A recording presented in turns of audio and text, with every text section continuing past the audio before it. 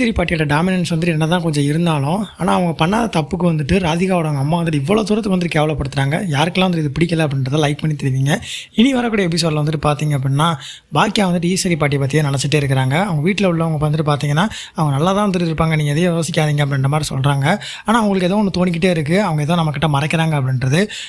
எல்லாருமே வந்து வீட்டுக்கு வந்ததுக்கப்புறமா வந்துட்டு பார்க்குறாங்க, ஈஸ்வரி பாட்டி வந்துட்டு வீட்டில் இருந்ததுக்கப்புறமா ராதிகாவோட அவங்க அம்மா வந்துட்டு ரொம்பவே வந்துட்டு டாமினேட் பண்ணி அவங்கள ரொம்ப தரக்குறைவாக வந்துட்டு கேவலமாக பேசி அவங்கள வெளியில் அனுப்பிச்சிடுறாங்க.